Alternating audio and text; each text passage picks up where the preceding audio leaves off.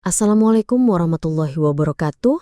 Semoga Allah senantiasa merahmati kita semuanya. Masih bersama dengan saya, Nyi Kliwon di 5 Menit Merinding. Langsung saja, ini dia ceritanya.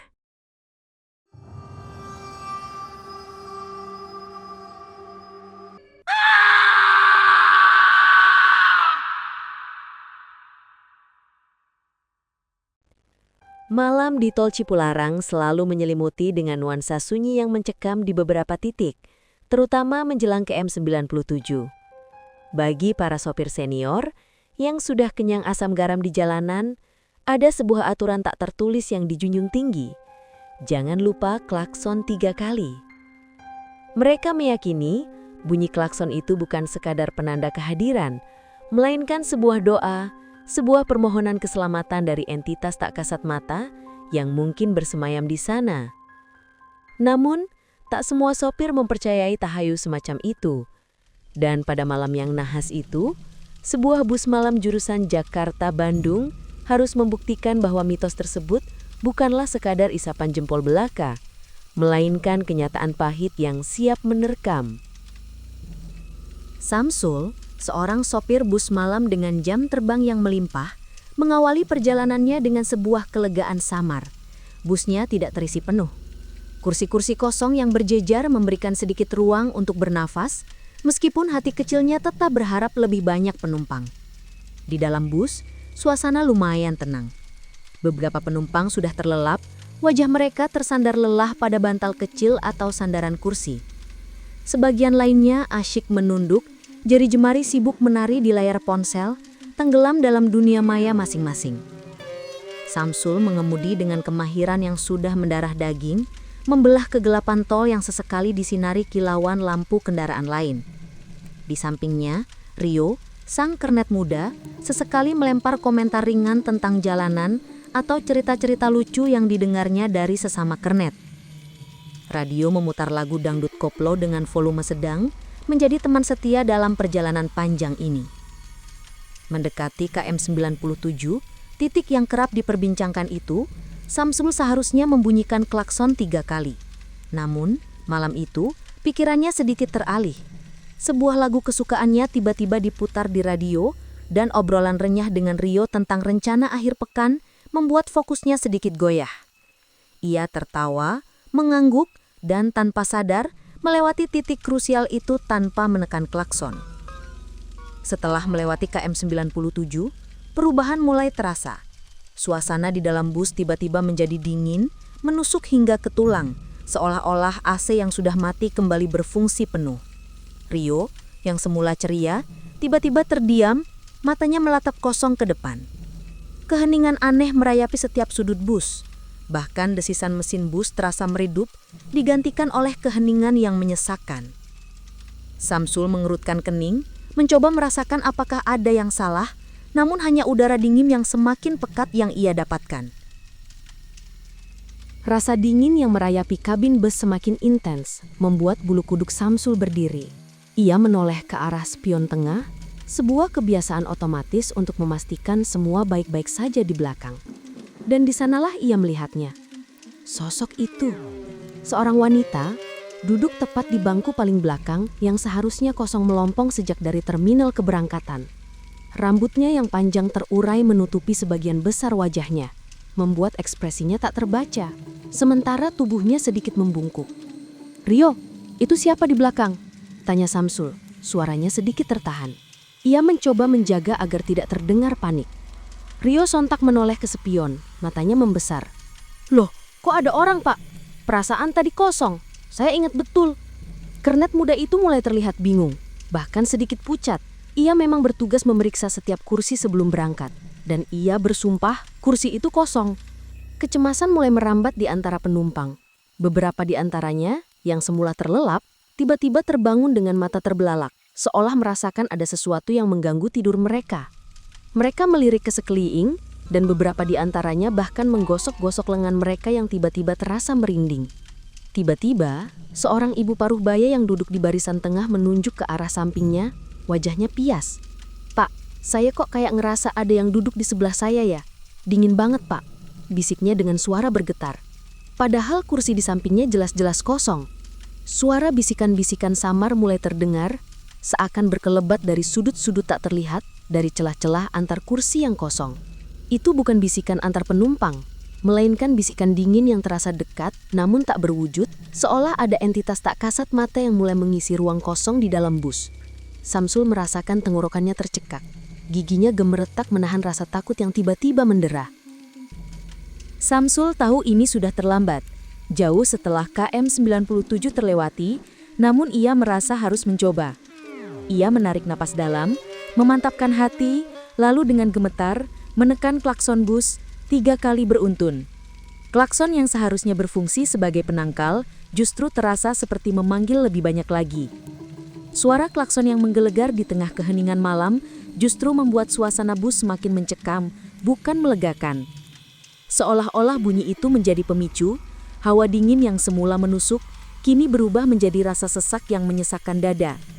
Bau tanah basah dan melati samar-samar mulai tercium, bercampur dengan aroma amis yang menusuk hidung. Ketika Samsul kembali melirik ke spion, jantungnya seakan berhenti berdetak. Sosok wanita berambut panjang itu kini tidak sendiri. Di sampingnya, di kursi yang semula kosong, tiba-tiba muncul seorang pria tua dengan wajah keriput dan mata sayu.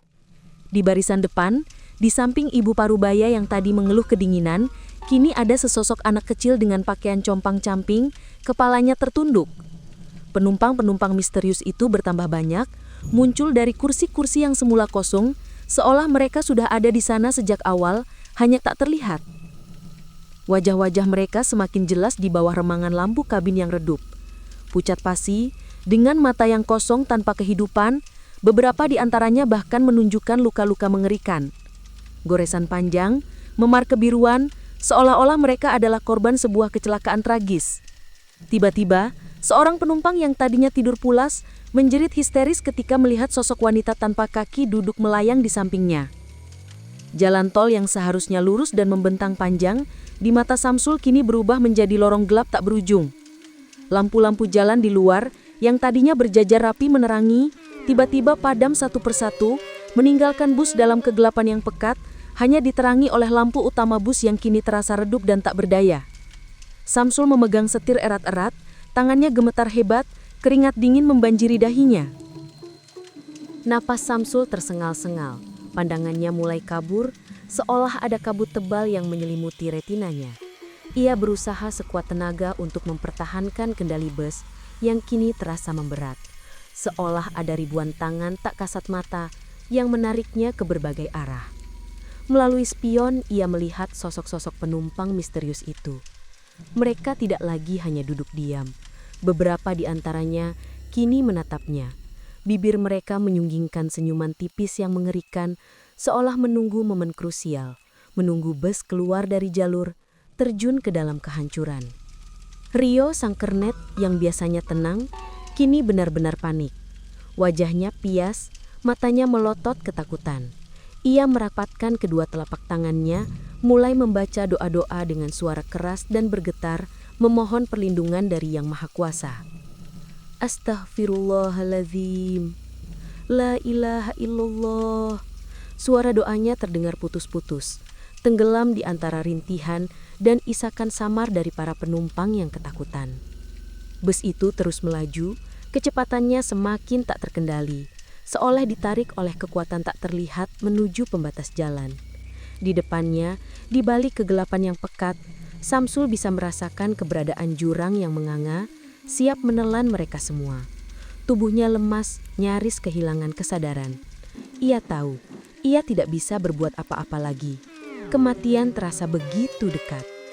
Tiba-tiba di tengah keputusasaan yang mencekam itu, sebuah bunyi klakson 3 kali yang nyaring dan kuat menggema. Klakson itu bukan berasal dari Samsul. Tangannya sudah terlalu lemas untuk bergerak. Itu adalah bunyi yang datang entah dari mana, seolah ada tangan lain. Tangan tak kasat mata yang tiba-tiba menekan setir bus. Bus yang semula melaju kencang menuju jurang, mendadak berdecit keras, ban-bannya bergesekan dengan aspal, mengeluarkan asap tebal, lalu berhenti mendadak. Tepat di bibir jurang.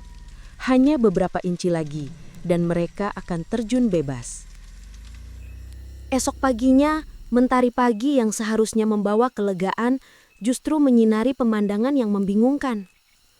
Petugas kepolisian yang sedang berpatroli menemukan sebuah bus terparkir miring di bahu jalan KM 97 Tol Cipularang. Mesin bus masih menyala, lampu hazard berkedip-kedip, seolah menandakan adanya masalah. Namun, yang membuat para petugas terperangah adalah kenyataan bahwa bus itu kosong. Tidak ada sopir, tidak ada kernet, tidak ada satupun penumpang. Hanya tas-tas yang berserakan dan beberapa barang pribadi yang tertinggal di kursi. Berita tentang bus misterius itu segera menyebar. Seorang pengendara truk yang melintas di dini hari beberapa jam sebelum bus itu ditemukan bersumpah mendengar suara klakson bus berbunyi 3 kali berturut-turut di sekitar KM 97. Ia yakin 100% karena pada saat itu tidak ada satupun kendaraan lain yang terlihat di ruas jalan tersebut. Hanya truknya sendiri yang membelah keheningan malam. Ia bahkan sempat menengok ke spion mencari sumber suara, namun tak ada apa-apa. Sejak kejadian malam itu, cerita tentang 3 klakson di Tol Cipularang menyebar luas di kalangan sopir bus dan truk. Kini, mitos itu bukan lagi sekadar bualan, melainkan sebuah peringatan nyata. Mereka bilang, jangan pernah lupa membunyikan klakson 3 kali saat melewati KM 97. Karena kalau terlambat, bisa jadi yang menekan klakson itu bukan lagi manusia. Bisa jadi itu adalah isyarat terakhir dari mereka yang pernah terjebak di sana. Sebuah klakson peringatan yang dibunyikan oleh tangan-tangan tak kasat mata agar kau tidak menjadi korban selanjutnya. Dan misteri tentang kemana perginya Samsul dan seluruh penumpangnya hingga kini masih menjadi urban legend yang menghantui setiap perjalanan di Tol Cipularang. Bersama saya, Nyi Kliwon. Sampai jumpa di episode Mencekam selanjutnya. Jangan lupa subscribe, like, and share. Terima kasih. Wassalamualaikum warahmatullahi wabarakatuh.